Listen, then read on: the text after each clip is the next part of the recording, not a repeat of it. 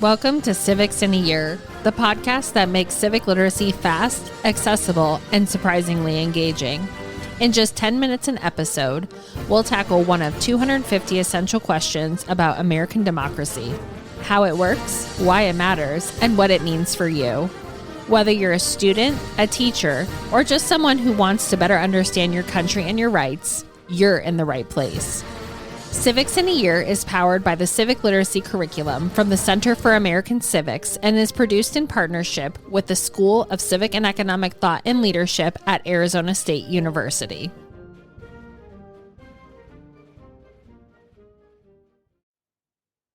Welcome back to Civics in a Year. We have Joanna Canty back with us, and we are talking about the lore of the founding. And again, I love doing this because I am learning so much. I am coming into this as a true learner. So today we're talking about checks and balances. And Joanna, the big question here, how do you build a government that can control itself? Yeah, this is like the eternal question, right? Of like how human beings who don't agree on everything can live in community with each other when they need to make decisions together. So one primary source that we're going to come back to is Federalist Papers 51 later on. And it's such a good line. Either Hamilton or Madison, I think, in that one asks, what is government? But the greatest of all reflections on human nature, because if men were angels, no government would be necessary. If we were all perfect, we wouldn't have laws to like tell us how to act with each other. We would just do it. So he says, if angels were to govern men, you also wouldn't need government. You wouldn't have to control government because angels control themselves. In framing a government which is to be administered by men over men, the great difficulty lies in this. You must first enable the government to control the governed, and in the next place, oblige it to control itself. So yeah, that's what we're going to talk about today. So great. So good. Yeah, this is like one of my favorite little tidbits of Greek philosophy, actually Greek political philosophy, because I think it's super helpful. But yeah, I thought we might actually start with a couple of Roman stories. The Romans tend to think about everything through stories rather than theory, which I love. And so like in the last episode, we talked about the founding of the Roman Republic. So it's governed by magistrates, mostly the two consuls are like the chief magistrates every year. They have a Senate that's making a lot of the decisions, and then they have a popular assembly. So there's like a democratic element. That's where the people, the populace, the kind of publica part of the republic is reflected. There are power struggles within those groups and like inside them, across them, all the time. Power struggles are just constant in the Roman Republic because people with power do not always use it well. And that's another one of those like great eternal questions of human nature. So I like to think about this with two stories. Coriolanus is the first one and Cincinnatus is the second. Okay, so we've got a good example and a bad example. Which I have heard of Cincinnatus, but I have not heard of the other one. Coriolanus, there is actually a Shakespeare play, Coriolanus, but it's not exactly the same as this story. There's a story, there's one version in Livy's history, and then there's a life of Coriolanus by Plutarch, a later Greek writer who wrote a lot of biographies. Coriolanus, he's like kind of your classic arrogant patrician. And he's living under the Roman Republic, but I think like in his heart, he wishes he was born into a monarchy. Like he kind of missed his time. And he is a very powerful senator. He's been consul, and he thinks that everyone should just do everything he says. He's pretty offensive to the people. The people are complaining that they're all in debt. They're all being oppressed by the senators and the wealthy citizens of Rome. It's very unfair. They're being asked to go to war too often, and they're neglecting their own farms.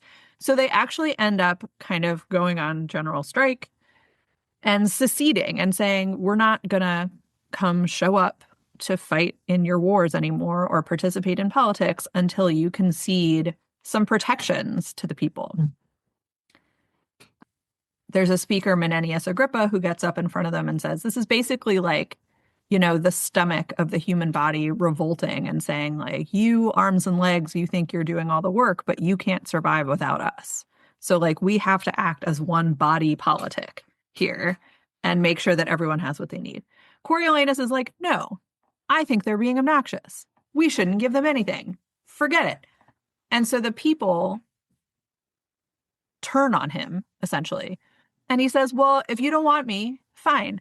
I will go join the other tribe down the road that's invading Rome, and I'm going to come attack the city that I'm from.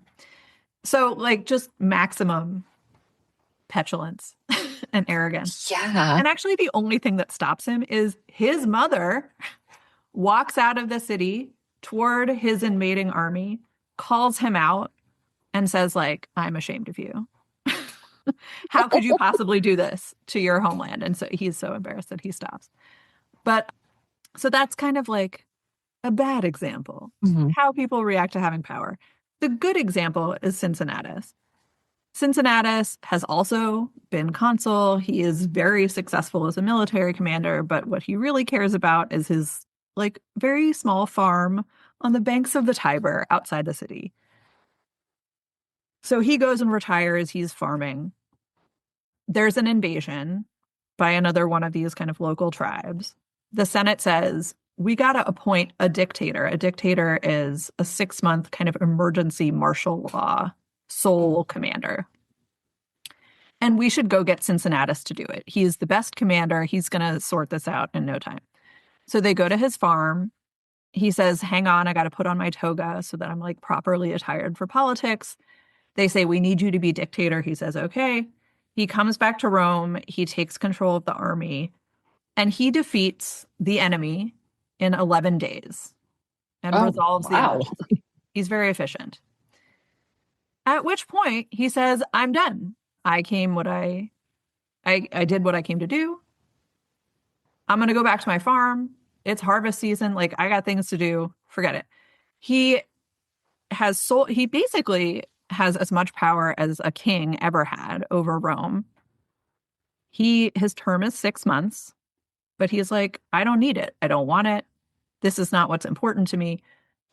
Cincinnatus becomes a really popular sort of comparison for George Washington because I was going to say at the end of the Revolutionary War, I mean, he has just won us independence from Britain. He could have done anything. He could have had any position he wanted.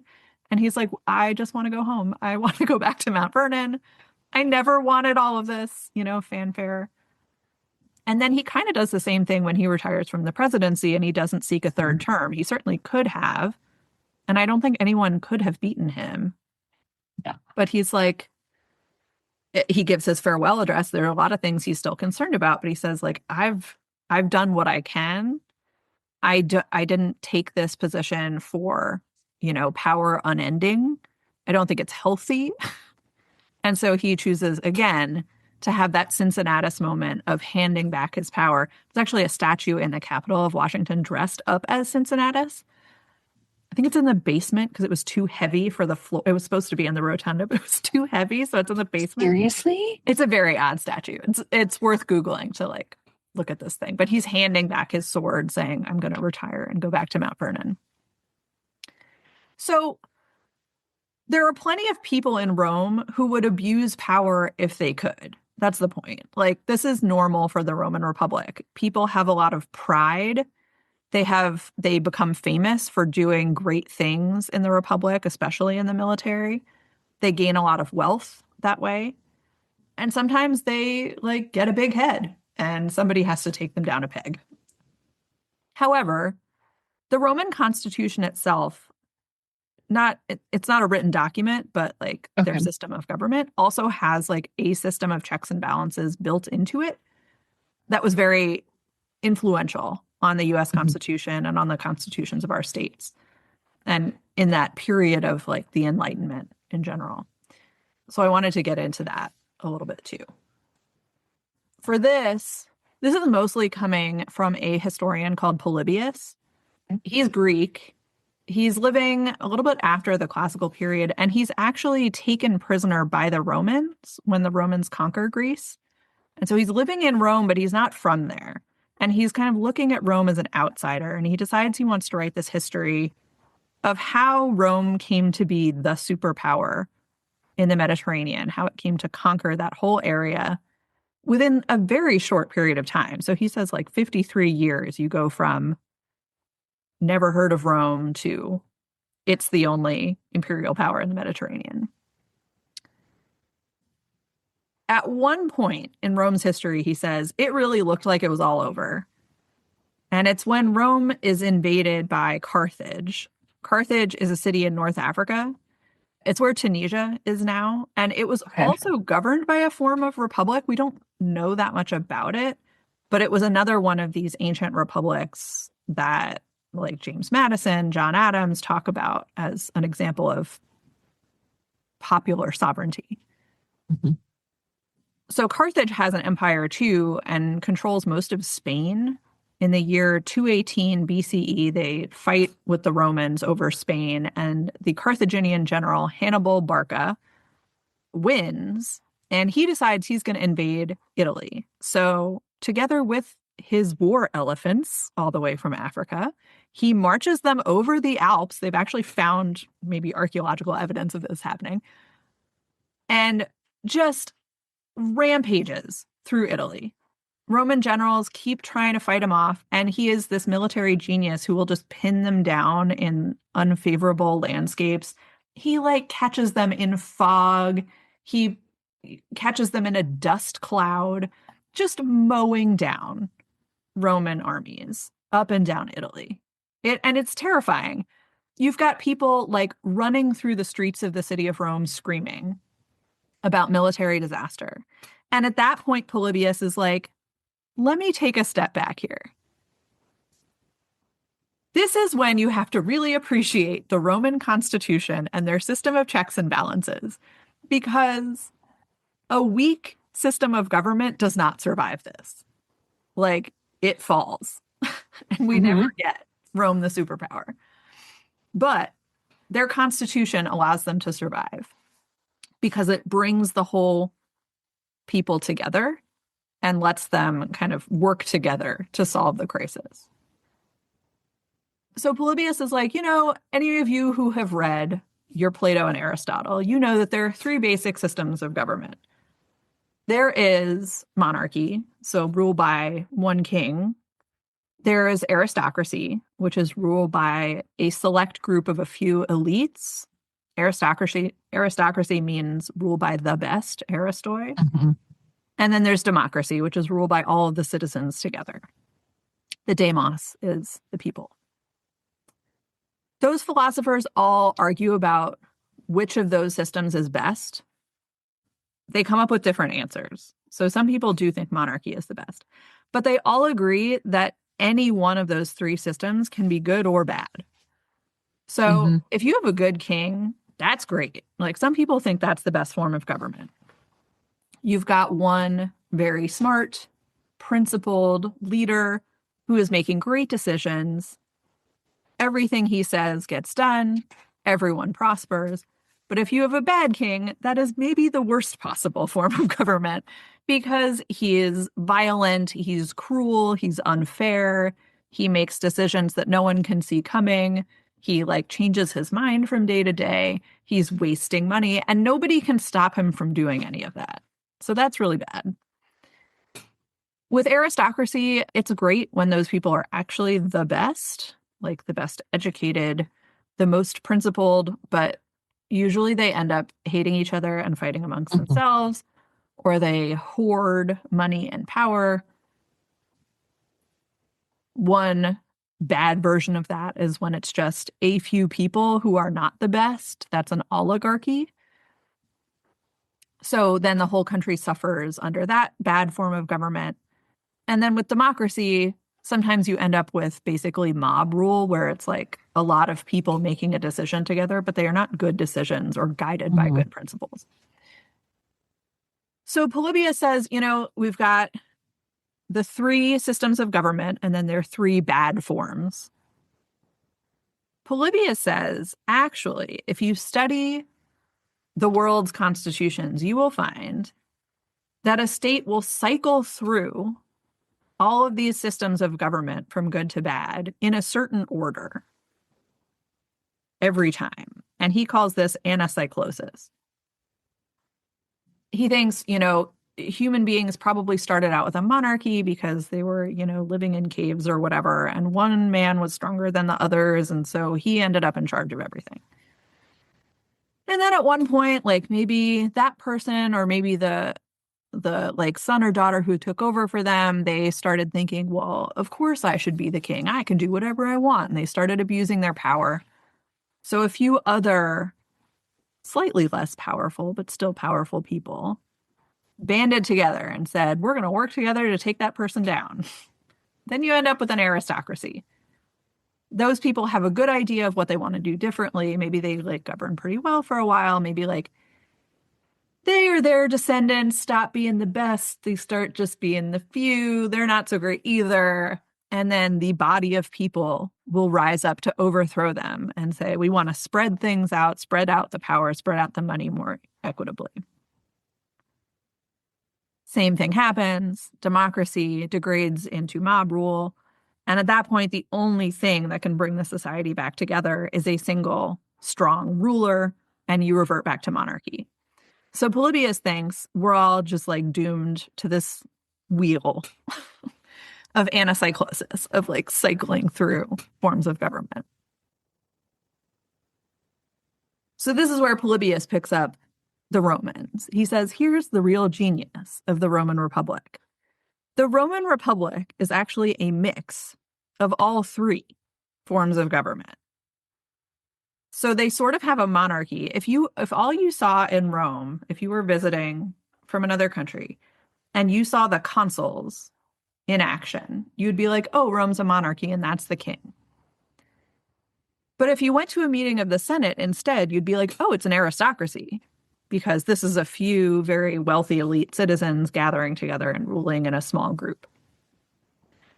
But then you might go out and see an election and think, oh, wait, this is a democracy. And so actually Rome has a mixed constitution that incorporates the best elements of all three, and all three depend on the others to get anything done. And that's really important. That's the checks and balances part. So the people have the power to elect magistrates. So they choose the consuls they want. And they can give special honors to the ones who do really well, or they can punish the ones who aren't good. They also have their own leaders, the tribunes, who can veto some legislation. The Senate, most magistrates end up in the Senate after their terms of office. So you kind of want to treat the Senate well. You're going to have to spend the rest of your life with those people. The Senate also can refuse to send money for military campaigns, somewhat like the U.S. Senate. Mm-hmm. And then the magistrates can tell the Senate what they need to talk about, what laws they ought to pass, and they're the ones actually conducting warfare. So there's this mixed constitution, Polybius says, is why all of these elements of society were able to come together and face the threat of Hannibal and hold together and say, no, we can still win this. And in fact, they do. They kind of have to take the winter off and gather themselves and just play for time for a little while. But eventually they get it together and they defeat Hannibal. That's the end of Carthage. Well, they fight another war with Carthage later on. That's the end of Carthage. And so Rome becomes the superpower. So that's their version of checks and balances. I mean, that's the three branches of government, right? Kind of. Kind of. Okay. Kind of. Okay. So, I mean, yeah. So we think of the three branches of government as executive, legislature, and judicial. Mm-hmm. The weird part about the Roman Republic, and actually it's not a great feature, is that they don't have a separate judiciary. So the judiciary is just nowhere in this system. Yeah, it's a little confusing. What we did in our system was separate our legislature into two parts. So we have a bicameral legislature, Congress is the legislature, and it's split into the Senate and the House of Representatives. The Senate is supposed to be the aristocracy in our mixed constitution. Mm-hmm. The Senate is smaller. It's like more prestigious. It's more select. It has more powers of appointments, impeachment. And then the House of Representatives is our democratic element because we're electing our representatives to go serve.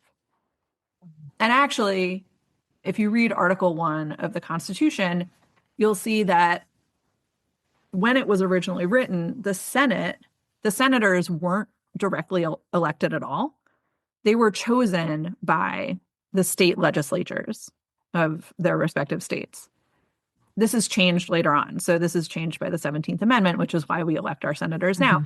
But originally, the idea was if you want to have an aristocracy in the Senate, it doesn't make sense for the same people to be electing them.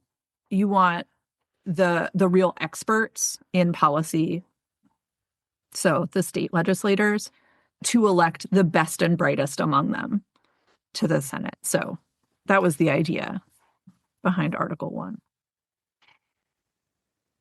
So how do founders like John Adams use what Rome was doing and kind of create this system that we know as the American constitutional system? Yeah, so it seems pretty widespread as we come to Europe and the Americas at that point. It seems pretty widely agreed that a mixed constitution is the best. For like many centuries at this point, England has had a parliament with a House of Lords and a House of Commons.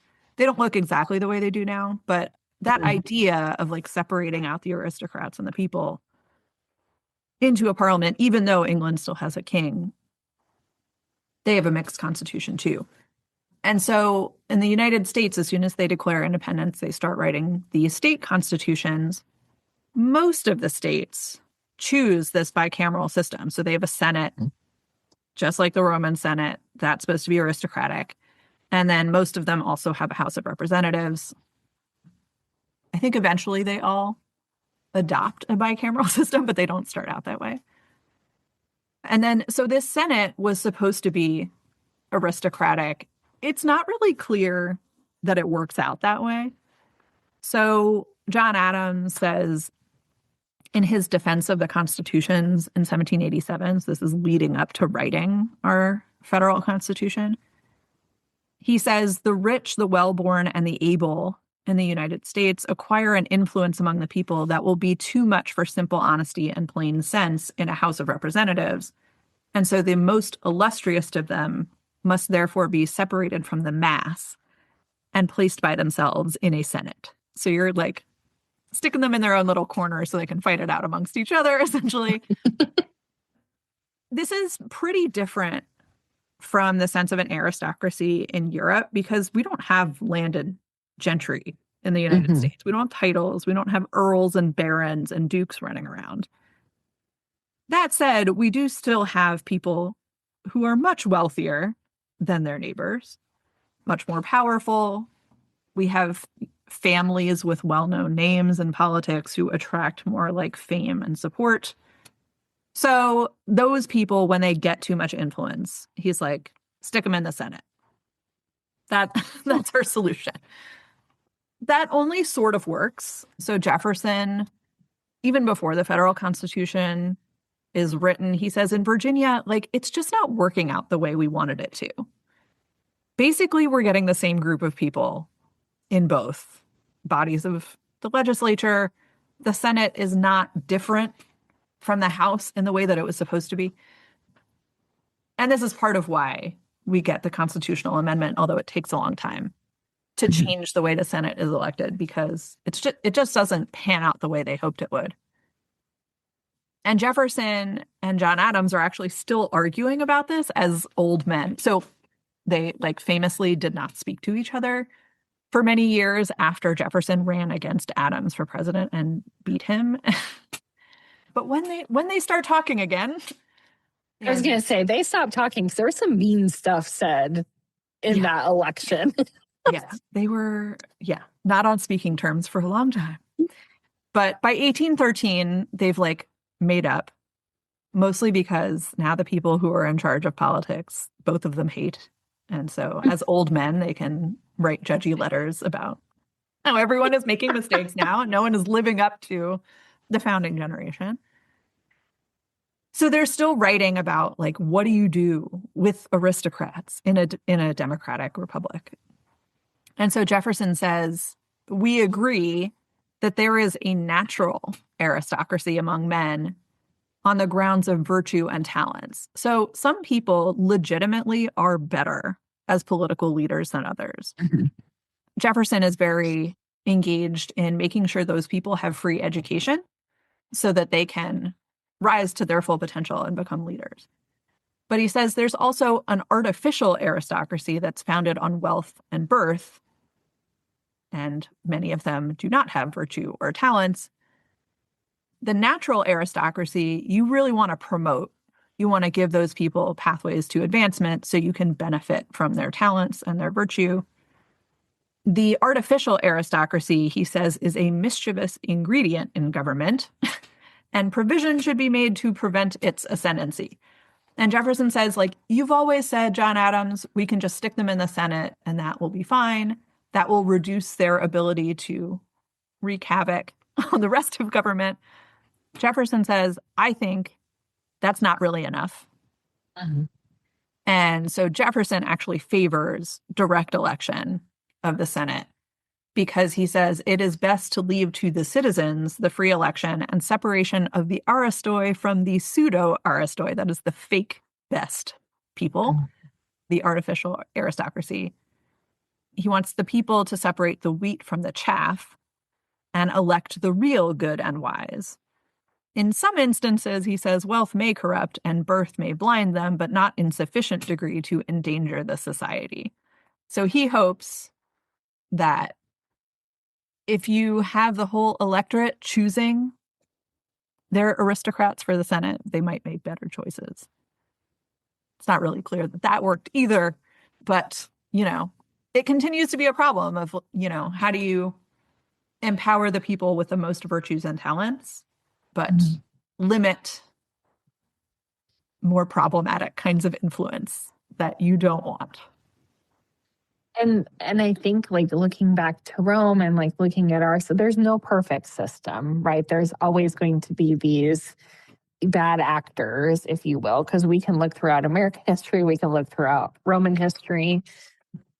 And the conversation, I think, between the founders is really interesting, right? With the Federalist Papers and the group of anti-federalists, these letters from Jefferson to Adams, which I think that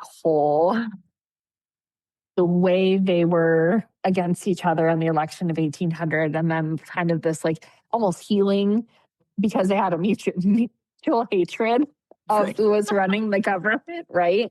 Great unifier. Yes, it really is. But it's interesting to look at the conversations that are had because, going back to that quote in Federalist 51, like, men are not angels, right? And so it's never going to be perfect, but the conversations and the trying things and, the passing of the 17th Amendment in 1913, like, there's always remedies to it. But it's interesting. And I do want to ask, because I don't know that every listener knows, you use the word oligarchy. Mm-hmm. And you explain the other ones. What is, like, how do you define an oligarchy? Oligarchy is a rule by the few.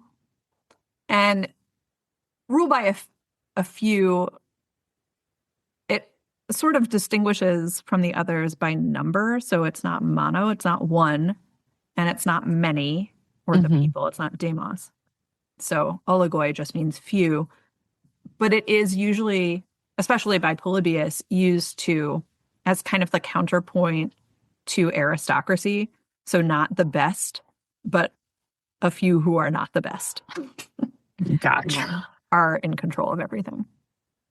So I guess then kind of that closing is, can power ever be truly balanced?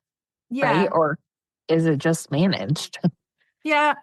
There's a quote I really like from Cicero that John Adams actually uses in his defense of the constitutions, where Cicero talks about harmony between the orders of society, so like different classes of society, as being like musical harmony. So he says different instruments in an orchestra, they all have different sounds. They might play in different keys, they have different tones, but when you get them all playing one piece together, it can sound very beautiful when they're all kind of listening to each other and contributing to the same project. But you're also making me think, it's because I'm a baseball fan. Baseball is often called a game of adjustments. So, you know, hitters fall into certain habits and like get on a roll. But pitchers from opposing teams are like watching tape to see what those hitters like to hit. And then they stop throwing it to them. And so the good hitters adjust. And it's this constant back and forth, right? Constitutions are like that too, where one part of a mixed constitution might become too powerful or misuse its power in an irresponsible way, or an individual person like Coriolanus comes along and says, I don't care what I'm supposed to do. I don't have respect for other parts of this society. I don't have the sense that the body politic is one body that like survives or dies together. And adjustments have to be made in that case. The adjustments might always be different. Jefferson and Adams think that this problem of the artificial aristocracy is just something you have to keep adjusting to over time. Danielle Allen actually talks about this in Modern Constitutions too. The oligarchy problem, that systems, power tends to accrue to a certain group of people. And once they have power and money, more power and money flows their way. And that's a fact of life that constitutions have to constantly adjust for. So Madison, in that Federalist 51, the great line there is ambition must be made to counteract ambition. So you want to put people in our system in all three branches of government, the judiciary, the legislative, and the executive, who are going to push as much as they can and be ambitious to do things in their branch of government. But then you've got two others to check them and say, no, we have ambition to be powerful. And so you can't tread on our powers. We're going to use our powers to limit yours. So it doesn't always look like harmony. Sometimes it does look like branches fighting with each other or saying no, or blocking something, or fixing a transgression that one of the other branches has made. I'm going back to the Cicero quote. You know, when you said that, all I could think about was third graders who are learning to use the recorder and how they're all just kind of like, that's like the sound I heard in my head. And I'm glad you're talking about like, right, you monitor and you adjust, because time shows, you know, sometimes there's bad actors, sometimes there's good actors, and sometimes things need to change. And that's why our Constitution has 27 amendments to it. And why laws get passed or repealed, because it's a constant thing. And that's why our Constitution says more perfect, not perfect. Yes. Ugh. No final victories is one way I've heard that described. Yeah. Ooh, that's a good one. No final victories. Ugh. Thank you so much. Again, I love hearing these stories, and as you're telling them, and even with Cincinnatus, like I had heard of him, and I know that like him and Washington were compared, but I never, knew the story. And I just love hearing all of this and starting to put all of these threads together. And now even like a lot of the primary sources, we talked about the letters between Adams and Jefferson, but now even more, I'm starting to just understand them. And this is why we're doing this, right? The more information we have, Yes, the lore is so good. Joanna, I am excited for our next episode. We're going to be talking about Julius Caesar and the fall of the Republic. Talk about threat to constitutional balance. He is the big one. Yes. Joanna, thank you so much. Thank you. Thanks for joining us on another episode of Civics in a Year. If you enjoyed this episode, be sure to subscribe and share it with someone who cares about a constitutional republic as much as you do. For more episodes, resources, and updates, follow us on social media or visit us at civics.asu.edu. Make sure to check out the show notes for any relevant links. Special thanks to the United States Marine Band for their performance of the Stars and Stripes Forever. Let's keep building a stronger constitutional republic, one episode at a time.